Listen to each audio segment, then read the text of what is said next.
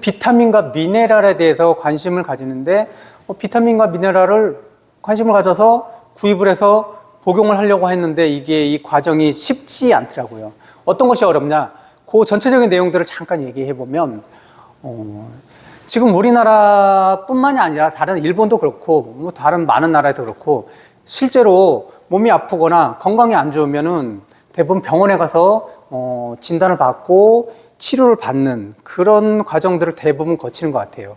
그러니까 미국을 중심으로 한 그런 의료기술 이런 것들이 주류의학이라고 하고, 그리고 기존에 많은 나라, 우리나라도 그렇고 많은 나라에서 그 나라만이 가지고 있는 전통적인 치료법 의학 이런 것들이 있죠. 근데 이런 것들을 우리는 뭐 대체의학이라고도 합니다. 우리나라도 그렇고 미국 내에서도 그런 것들이 있고 아니면 더 유럽에서도 그런 대체의학, 기존에 있었던 그런 방법들, 치료 방법들이 있었습니다. 근데 그런 것들을 뭐 미국을 중심으로 한 의료를 우리는 주류의학이라고 하고 나머지 것들을 대체의학이라고 하기도 하는데, 대체의학에는 무슨 자연치유의 방법, 심신통합치유 방법 뭐 이런 것들, 그리고 전인적 웰빙, 여러 가지 방법, 여러 가지 이름으로 불립니다. 그런데 왜 비타민과 미네랄이 필요하냐 이런 것들을 봤을 때 실제로 사람들이 병에 걸리는 이유는, 이거는 뭐 주류의학에서는 다르게 볼 수 있지만 일반적으로 대체의학에서 어떻게 보냐면 사람들이 왜 아픈가, 왜 병에 걸리느냐라는 것들은 한 가지 이유로 본다면 세포가 제 기능을 발휘하지 못할 때 병에 걸린다라고 이야기를 합니다. 세포가 왜 제 기능을 발휘하지 못하냐? 세포가 왜 제 기능을 발휘하지 못하냐면 우리가 먹는 그런 먹거리들이 오염이 돼 있고, 또는 우리가 숨쉬는 공기 또는 토양 또는 물, 뭐 이런 것들, 우리가 살아가면서 필요한 그런 호흡하는데 또는 물을 마시는데 뭐 이런 것들이, 환경들이 오염이 돼 있다 보니까 우리 내에 있는, 우리 몸을 구성하고 있는 세포들이 어떻게 되냐면 훼손되거나 세포가 제대로 기능을 하지 못한다라는 거죠. 그런 것들이 몸에 계속 축적되다 보면은 우리 몸속에 노폐물이라는, 우리 몸속에 독소라는 것들이 계속 쌓여 있는 거죠. 우리 몸속에 독소라는 거 쌓여 있어서 독소를 제때제때 배출만 하면 우리 세포는, 우리 몸속의 세포들은 제 기능을 발휘하는데 그런 독소는 많은데 그 배출을 제대로 못 시키기 때문에 세포가 제 기능을 발휘하지 못해서 그것이 계속해서 쌓이면 병이 생긴다라는 거예요. 그럼 세포가 제 기능을 발휘하게 한다면 우선 첫 번째 필요한 것들이 뭐냐면 우리 몸의 독소를 제거해줘야 된다. 디톡신이라는 얘기들이 되게 많이 나오는데, 해독 뭐 이런 것들, 몸에 쌓인 독소를 배출해주는, 우리 몸에 쌓인 독소를 배출해주는데 우리 몸속에 효소라는 것들이 필요합니다. 그래서 효소라는 것이 필요한데 그 효소가 제대로 작동하기 위해서는 비타민과 미네랄이 필요합니다. 비타민과 미네랄. 그런데 이 비타민과 미네랄은 어디에 많이 들어있냐? 대표적으로는 채소와 과일에 많이 들어있는데, 채소와 과일에 대표적으로 많이 들어있는데, 이 채소와 과일에 들어있는 비타민과 미네랄을 흡수해서 효소의 작용을 도와서 우리 몸에 쌓여있는 그런 노폐물들을 배출시키는데 효과적으로 사용할 수 있는데, 그런데 여기서 좀 문제가 되는 것들이 어떤 거냐면 환경이 오염됐고, 물이라든지 토양이라든지 이런 것들이 오염됐고, 그 다음에 사람들이 농사를 짓는데 비료라든지 아니면 농약들을 과다하게 사용해서, 그러니까 토양에 예전에 기존에 있는 그런 영양분이 굉장히 적어 있는 상태이기 때문에 토양에 심어서 우리가 열매를 먹거나 또는 어떤 채소를 수확해서 먹는 그런 채소와 과일에 포함되어 있는 비타민과 미네랄이 수십 년 전보다, 예전보다 훨씬 더 적은 양이 거기에 포함되어 있다는 거죠. 30-40년 전보다 과일이나 채소에 포함되어 있는 비타민과 미네랄 양이 월등히 줄어들었다는 거죠. 그러면 이거는 한국건강관리협회에서 몇 년 전에 발표한 데이터인데, 실제로 성인 남녀를 기준으로 했을 때 하루에 필요한 비타민과 미네랄을 완벽하게 충분하게 공급을 받으려면 실제로 과일과 채소를 실제 4접시에서 6접시 이상을 먹어야 된다는 거죠. 사실 그렇다면 바쁜 현대인이 그렇게 과일과 채소를 그렇게 많은 양을 섭취한다는 것은 거의 불가능에 가깝다는 거죠.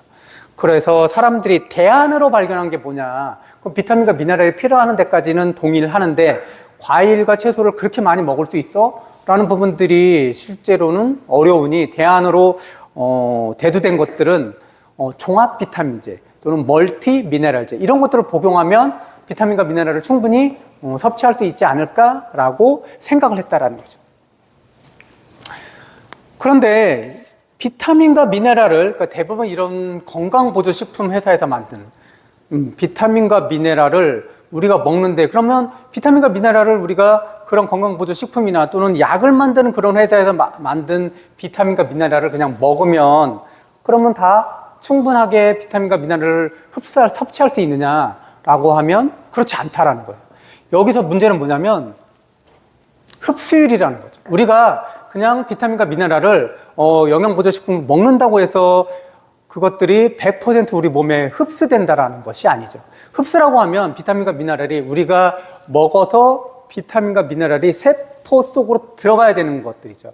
우리가 뭐 100이라는 비타민과 미네랄을 먹었다면 100 정도가 세포를 통해 들어가야 되는데 그렇지 않다라는 거예요. 중간에 굉장히 많은 양이 훼손된다라는 거예요.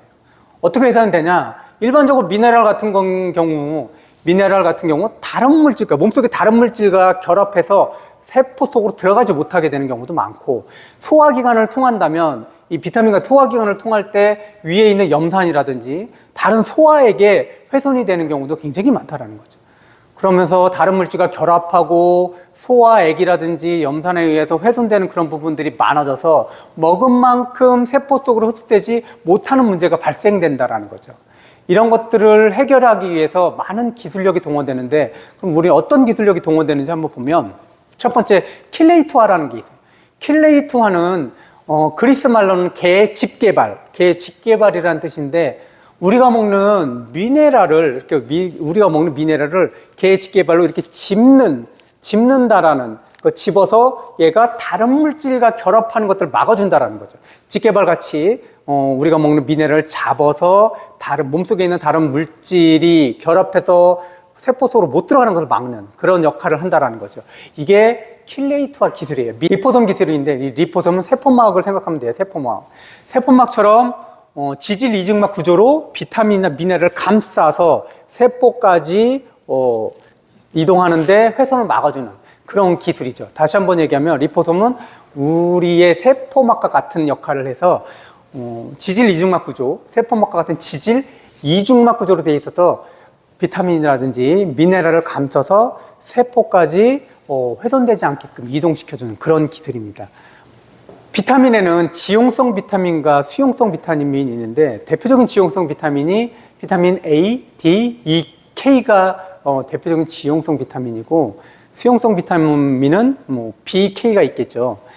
수용성 비타민으로는 대표적으로 비타민 B와 비타민 C가 있습니다. 근데 지용성 비타민 경우는 우리가 그냥 먹게 되면 실질적으로 우리 몸속은 수분으로 되어 있기 때문에 잘 녹지 않죠. 그래서 이걸 잘 녹게 하기 위해서 오일 기반의 캡슐로 싸서 우리가 먹을 수 있게끔 먹어서 세포 속으로 잘 흡수될 수 있게끔 도와주는 것들이 이 지용성 비타민의 오일 기반 캡슐에 담아서 흡수를 촉진시킨다는 거죠. 다시 한번 얘기하면 지용성 비타민은 오일 기반 캡슐에 담아서 흡수율을 높이게끔 하는 기술, 그것들이 지용성 비타민에 사용되는 거고, 수용성 비타민은 원래 우리 몸 내가 수분으로 되어 있기 때문에 좀 더 잘 흡수되기 위해서 잘게 나눈다는 거예요. 그래서 나노 크기를 잘게 나눠서 우리가 먹게 되면 실제로 몸에서 세포 속으로 잘 흡수되더라, 이런 것들이 수용성 비타민에 대한 기술이에요. 비타민과 미네랄의 흡수율을 돕는 기술들이 여러 가지가 있는데, 그러면 대부분 건강보조식품 회사라든지 아니면 제약회사에서 저런 기술을 다 사용하나? 그렇지 않다라는 거죠. 그러면 저것들을 우리가 그러면 저런 기술을 사용했는지 안 사용했는지, 그리고 흡수율이 높은 그러한 비타민과 미네랄인지 어떻게 우리가 확인할 수 있느냐. 이게 제품 후기만을 믿는 것도 좀 충분하지 않고, 또는 그 회사의 광고를 보고 판단하는 것도 석연치 않은 부분들이 있기에 우리가 그러면 어떻게 그런 부분들을 좀 확인할 수 있을까라고 했을 때 성분표를 보면 도움이 된다라는 거죠. 개 집게로 미네랄을 잡아서 세포까지 이동시켜 세포로 흡수되게끔 해주는 그런 기술을 사용했는지에 대한 여부를 어떻게 확인하느냐.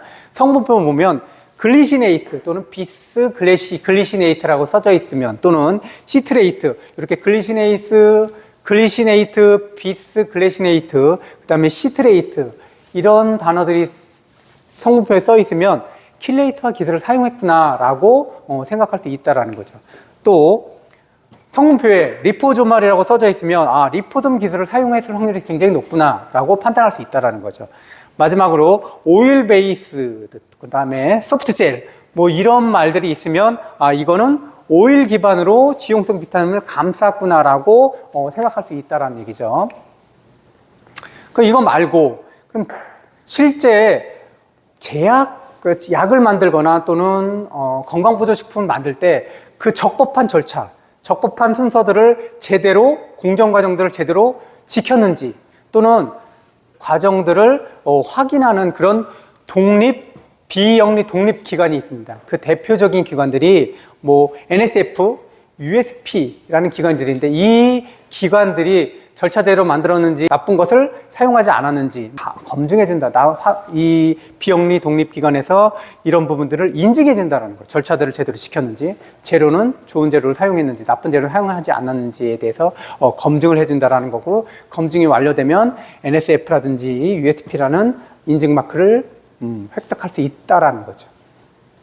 그리고 또 하나는 인포음드 초이스와 같은 이런 인증 마크는 어떤 거냐면 어떤 물건을 소비자가 살 때 이 소비자가 어떤 것을 제공받냐면 이 물건에 대해서 장점은 이런 것들이 있고 단점은 이런 것들이 있어서 이 모든 것들을 다 제공해 줄 테니 장점과 단점을 비교해서 물건을 사는 판단은 네가 해라고 하는 이 적법한 필요한 모든 장단점에 대해서 정보를 다 알려줬다라는 마크가 인증 마크입니다. 인증 마크. 어떤 인증 마크냐면 인포음드 초이스 인증 마크입니다. 킬레이터와 또는 리포솜 기술, 지용성 비타민에 사용될 수 있는 오일 기반 캡슐이라든지 뭐 이런 기술들이 사용되어 있는지 안 되어 있는지를 알아보기 위해서 NSF, USP라는 이런 독립기관에서 찍어준 인증 마크를 확인한다든지 또는 인폼드 초이스와 같은 그런 인증 마크들을 확인하게 된다면 적어도 저 정도 인증 마크들이 있으면 우리가 그래도 신뢰할 수 있는 그런